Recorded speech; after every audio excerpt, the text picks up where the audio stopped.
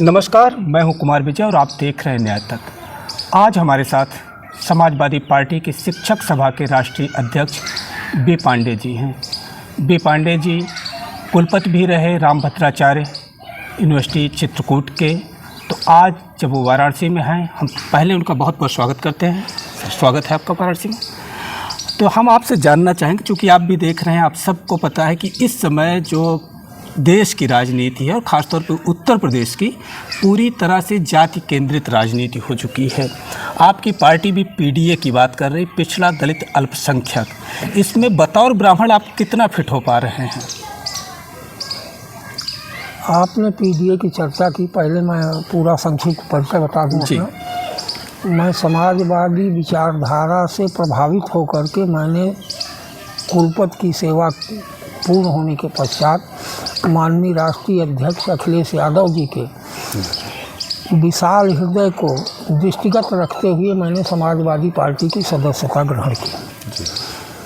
समाजवाद एक सिद्धांत के रूप में सर्वग्राही सिद्धांत होता है और यह बात समाजवादी पार्टी में भी है।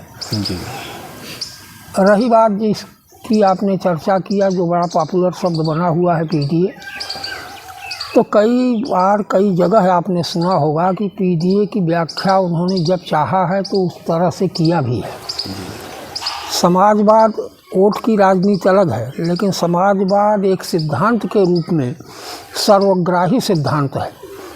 इसीलिए भारत का जो संविधान बना डॉक्टर भीमराव अंबेडकर के द्वारा, उसमें दूसरा शब्द समाज सोशलिज्म है, सोशलिस्ट शब्द है जी।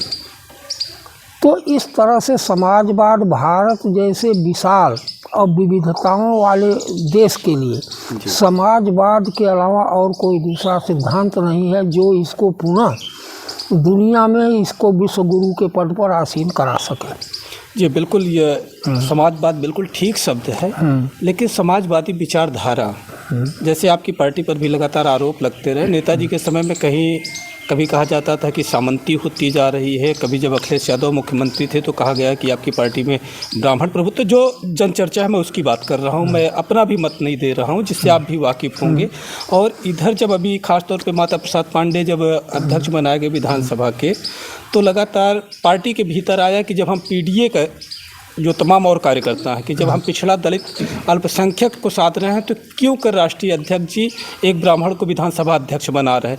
लगातार समाजवादी पार्टी के भीतर जिस तरीके से ब्राह्मण को अलग थलग करके देखा गया है, जो देखा जा रहा है, माना जाता है एमवाई की पार्टी कही जाती है। तो उसमें बतौर ब्राह्मण, बतौर जाति, मैं बतौर प्रोफेसर, बतौर चिंतक की बिल्कुल बात नहीं कर रहा हूँ। बतौर चिंतक आप बिल्कुल समाजवाद के ढांचे पर, कभी जनेश्वर मिश्रा जी आपके पार्टी के नवरत्न रहे, लेकिन आज जिस तरीके से जाति हमले चल रहे हैं, दूसरी तमाम जातियां दूसरी पार्टियों में नहीं फिट हो पाती, ब्राह्मण सपा में नहीं फिट हो पा रहा है, या कांसीराम के उसमें तो तमाम तरीके के नारे आए, जब कांसीराम का आंदोलन चला तो उनके साथ नहीं फिट हो।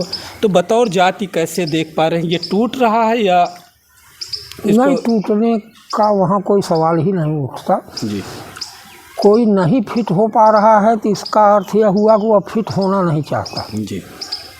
अगर कोई फिट होना चाहता है विचारधारा में तो उसका पूरा सम्मान समाजवादी पार्टी में है, सैद्धांतिक रूप से भी है और व्यवहारिक रूप से भी है जी।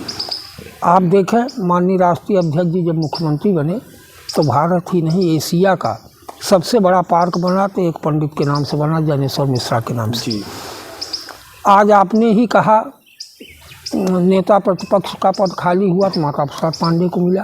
अगर कोई काबिल है और समाजवादी सोच में वह विश्वास रखता है तो उसका पूरा का पूरा सम्मान अगर कहीं है तो वह समाजवादी पार्टी में है।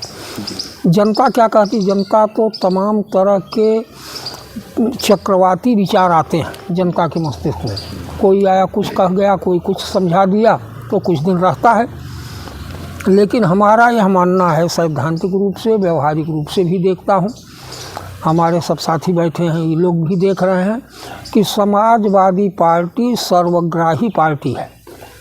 सबको एक साथ ले करके अगर चलने की सामर्थ्य किसी दल में है तो उसका नाम समाजवादी पार्टी है। जी। मैं एक वाक्य कहा करता हूँ कि विविधताओं से युक्त इस भारतीय समाज में शांति, सहिष्णुता, परस्पर भाईचारा की स्थापना माननीय अखिलेश यादव जी के नेतृत्व में समाजवादी नीतियों पर चलकर ही चरितार्थ हो सकती है। जी।